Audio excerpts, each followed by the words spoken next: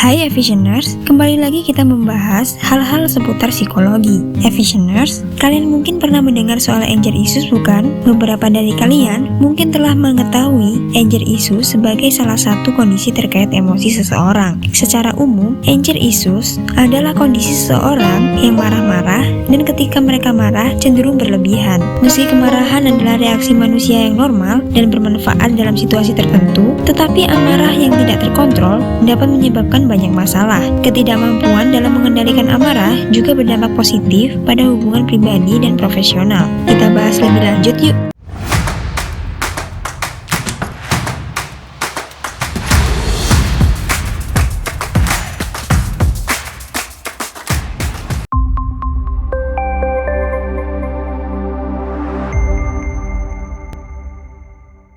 Kemarahan tidak hanya mempengaruhi hubungan eksternal, tetapi juga dapat berdampak negatif pada kesehatan. Sebuah penelitian yang dikutip dari WebMD telah menunjukkan bahwa ketidakmampuan mengendalikan amarah dapat menyebabkan penyakit, yaitu kardiovaskular, bulimia, diabetes, kecelakaan di jalan raya. Oleh karena itu, penting untuk mempertimbangkan perawatan psikologis dan pengobatan saat membantu orang mengatasi masalah anger issues. Gimana sih ciri-ciri orang yang mengalami anger issues? Kemarahan menyebabkan gejala fisik dan emosional. Meskipun wajar untuk mengalami gejala-gejala ini sesekali, orang dengan anger issues cenderung mengalaminya lebih sering dan pada tingkat yang lebih parah.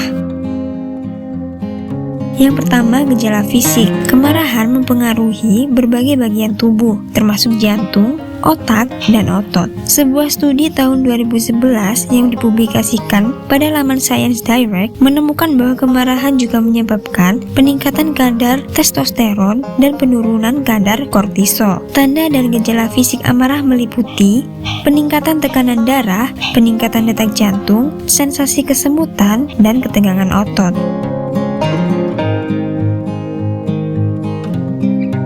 Yang kedua, emosional adalah sejumlah emosi yang sejalan dengan kemarahan. Efficieners mungkin memperhatikan gejala emosional berikut sebelum, selama, atau setelah episode kemarahan, seperti sifat lekas marah, frustasi, kegelisahan, stres, tertekan, merasa kewalahan, dan merasa bersalah. Setelah tahu ciri-cirinya, kita bahas lebih lanjut tentang penyebab anger issues atau sifat mudah marah ini. Efficieners, ada banyak faktor internal dan eksternal yang memicu kemarahan. Beberapa faktor internal dapat mencakup ketidakstabilan mental seperti depresi atau alkoholisme. Sedangkan faktor eksternalnya dapat berupa situasi yang menyebabkan stres atau kecemasan, masalah keuangan atau profesional, atau masalah keluarga dan hubungan. Berikut penjelasan mengenai penyebab seseorang mengalami anger issues.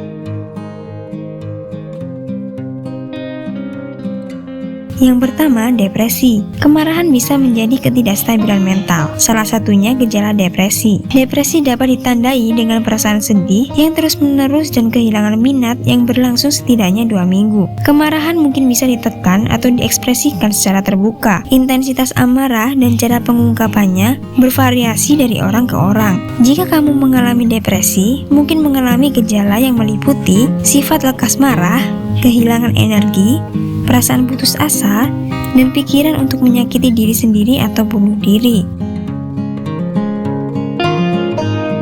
Yang kedua, gangguan obsesif kompulsif atau OCD. Gangguan obsesif kompulsif adalah gangguan kecemasan yang ditandai dengan pikiran obsesif dan perilaku kompulsif. Seorang dengan OCD memiliki pikiran, dorongan, atau gambaran yang tidak diinginkan dan mengganggu yang mendorongnya untuk melakukan sesuatu secara berulang. Misalnya, mereka mungkin melakukan kebiasaan tertentu seperti menghitung angka atau mengulangi kata atau frasa karena keyakinan irasional bahwa sesuatu yang buruk akan terjadi jika mereka tidak melakukannya. Kemarahan bisa timbul karena frustasi akibat ketidakmampuan untuk mencegah pikiran obsesif dan perilaku kompulsif. Yang ketiga, penyalahgunaan alkohol. Penelitian menunjukkan bahwa minuman alkohol meningkatkan agresi. Alkohol merupakan faktor penyebab dari setengah dari semua kejahatan kekerasan yang dilakukan di Amerika Serikat. Penyalahgunaan alkohol dan alkoholisme mengacu pada mengonsumsi terlalu banyak alkohol sekaligus atau minum alkohol secara teratur. Alkohol merusak kemampuan seseorang untuk berpikir jernih dan membuat keputusan rasional. Hal ini juga mempengaruhi kontrol impulsif dapat mempersulit seseorang dalam mengontrol emosi mereka.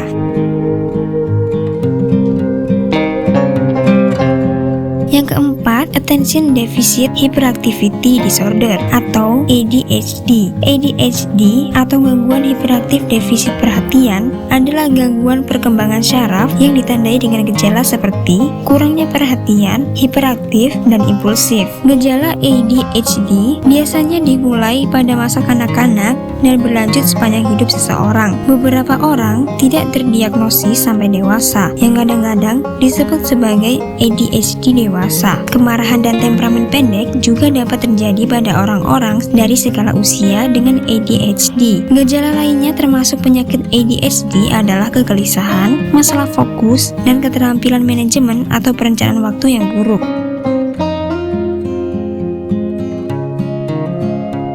Yang kelima, Oppositional Deviant Disorder atau ODD. Berdasarkan informasi, ODD adalah gangguan perilaku yang mempengaruhi 1-16% anak usia sekolah. Gejala umum ODD meliputi sifat mudah marah dan marah berlebihan. Anak-anak ODD seringkali mudah terganggu oleh orang lain. Mereka mungkin menantang dan argumentatif.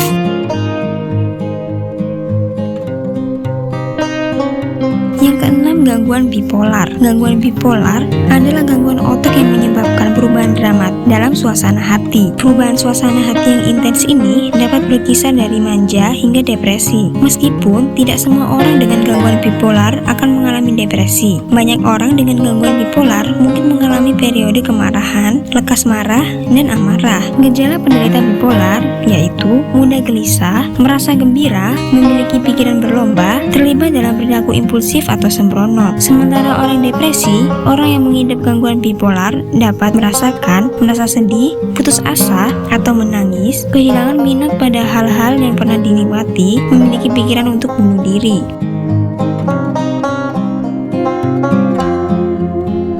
Yang ketujuh, Intermittent Explosive Disorder atau IED. Seseorang dengan IED atau gangguan eksplosif intermittent telah berulang kali mengalami perilaku agresif, impulsif, atau kekerasan. Mereka mungkin bereaksi berlebihan terhadap situasi dengan ledakan kemarahan yang tidak sesuai dengan situasi. Seseorang yang mengalami IED ini berlangsung kurang dari 30 menit dan muncul tanpa peringatan. Orang dengan gangguan ini mungkin merasa mudah tersinggung dan marah hampir sepanjang waktu. Beberapa perilaku umum penderita IED meliputi amarah, argumen, perkelahian, kekerasan fisik, dan melempar barang. Orang dengan IED mungkin saja akan merasa menyesal atau malu setelah suatu periode tersebut.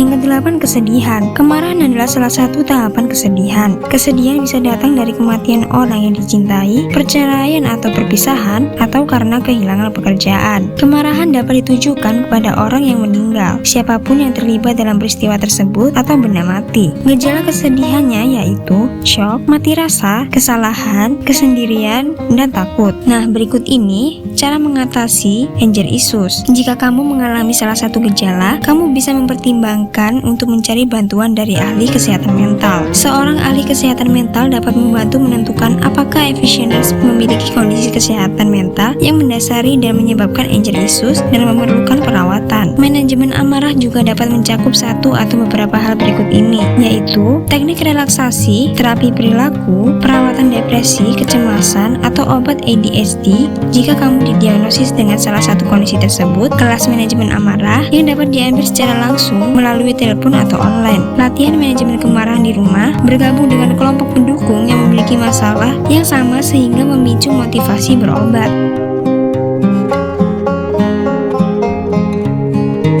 Nah, Avisioners, itulah beberapa informasi penting tentang anger issues. Semoga bermanfaat ya Avisioners. Sampai jumpa di video selanjutnya.